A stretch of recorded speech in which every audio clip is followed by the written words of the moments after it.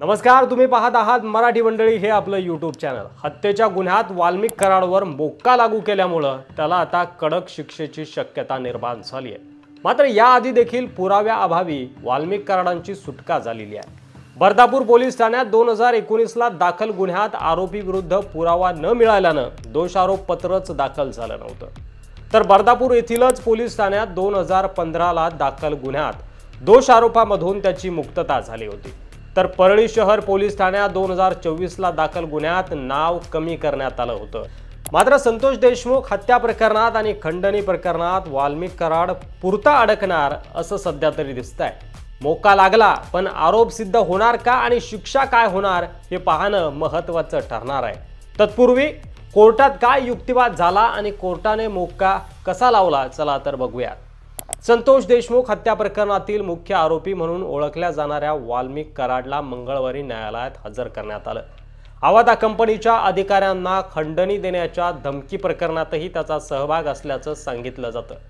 यासोबतच देशमुखांच्या हत्येचा मुख्य सूत्रधार असल्याचेही आरोप वाल्मिक कराड यांच्यावर आहेत आणि त्यामुळे या प्रकरणात न्यायालय काय निर्णय घेणार याकडे सर्वांचं लक्ष लागलं होतं। सरकारी वकील जे.बी. शिंदे यांनी न्यायालयात सांगितलं की कराडने आवादा कंपनीच्या अधिकाऱ्यांना धमकी देण्यासाठी फोन केला होता।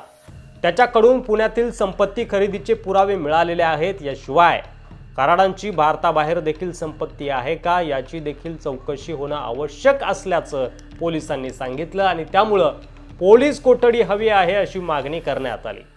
कराडांचे वकील सिद्धेश्वर टोंबरे यांनी न्यायालयात असं सांगितलं की कराडांनी तपासात पूर्ण सहकार्य केलंय। पोलिसांनी याआधी पुरावे गोळा केले असून आणखी पोलीस कोठडीची गरज नाही।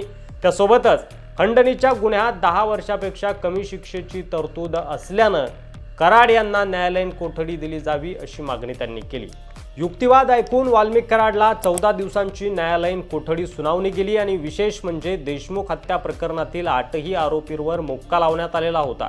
त्यानंतर आता कराडवर देखील मोक्का लागू करण्यात आलाय आणि त्यामुळे वाल्मिक कराड यांच्या अडचणी वाढल्या आहेत। सुनावणी दरम्यान कराडच्या समर्थकांसह त्यांच्या आई परळी ठिय्या आंदोलन करत होत्या। समर्थकांनी कराडवर खोटे आरोप केल्याचा आरोप करत बीड पोलिसांना निवेदन दिलं। वाल्मिकांना निर्दोष आहेत अशा घोषणा देत समर्थकांनी तीव्र भावना व्यक्त केल्या। तर कराड यांच्यावर मोक्का लागू केल्यानंतर समर्थकांनी परळी बंदची हाक दिली। शहरातील बाजारपेठा आणि दुकानं काही वेळातच बंद करण्यात आली। महिलांनी घोषणाबाजीसह विरोधकांच्या फोटोंना जोडे मारो आंदोलन देखील केलं। मोक्का लागू झाल्यानंतर वाल्मिक कराडला न्यायालयाकडून कोणती शिक्षा होईल हे पाहणं महत्त्वाचं ठरेल। तुम्हाला काय वाटतंय? कराडला कोणती शिक्षा होऊ शकते?